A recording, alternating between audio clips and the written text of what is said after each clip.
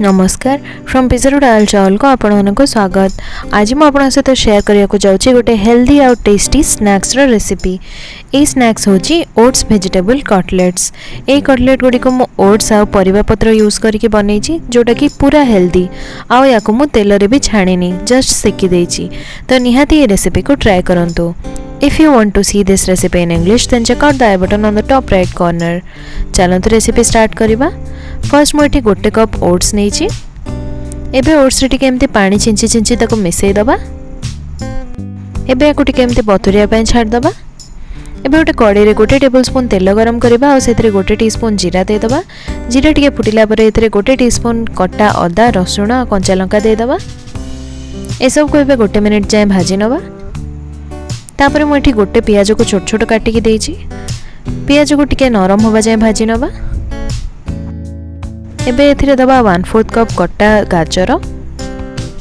गाजर को मध्य गोटे 2 मिनिट जाय भाजी नबा। तापर एथिरे 1/4 कप कटा कैप्सिकम दे दबा। कैप्सिकम को किछि सेकेंड जाय भाजी नबा। कैप्सिकम बहुत जल्दी कुक होता है तो सेतिबे मु याको लास्ट रे पकेइली। एबे एथिरे दे दबा स्वाद अनुसार लूण, आधा टीस्पून हळदी गुंड, आधा टीस्पून लंका गुंड, 1/4 टीस्पून गोलमरिच गुंड आउ किछि मुठी मिक्स्ड हर्ब्स छिंची देछि। ए सब को भला भाबरे गोळे के मिसै दबा। तापर एथिरे दबा 1/4 कप ग्रेटेड पनीर आउ जो ओट्स बतुरी के रखथिले सेटा मध्ये दे दबा।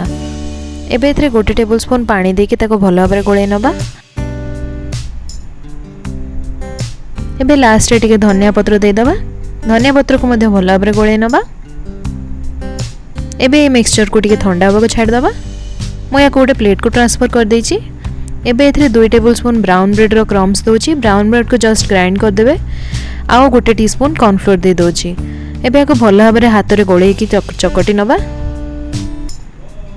एटा अट्टा चकटा भलिया पूरा देखा जिवो सेही भलिया करिवे।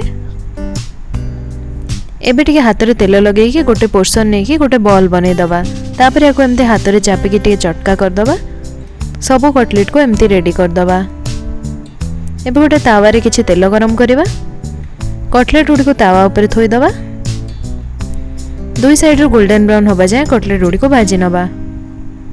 देखंतु हमर कटलेट पूरा रेडी हे गलानी। याको बाहर करिकि ग्रीन चटनी बा केचप सहित आपण सर्व करि परिबे। ए टाइम ते गरम गरम खाया को बहुत ही टेस्टी लागि थाए। यार बाहर पटटा बहुत क्रिस्पी लागि थाए आ एटा पूरा टेस्टी आ हेल्दी जेहेतु हमें आधरे ओट्स यूज करछे आ बहुत उडे वेजिटेबल्स मध्ये यूज करछे। आपण चाहिले अलगा किछि भी वेजिटेबल यासे तो यूज करि परिबे। तो निहाती रेसिपी को ट्राई करंतु आ मते जणांतु कि एटा आपनकर केमिति हेतिला। जदि आपनको रेसिपीटी पसंद आसला देन ए वीडियो को लाइक और शेयर करंतु आ मो चैनल को सब्सक्राइब करंतु। Thank you for watching. Good bye.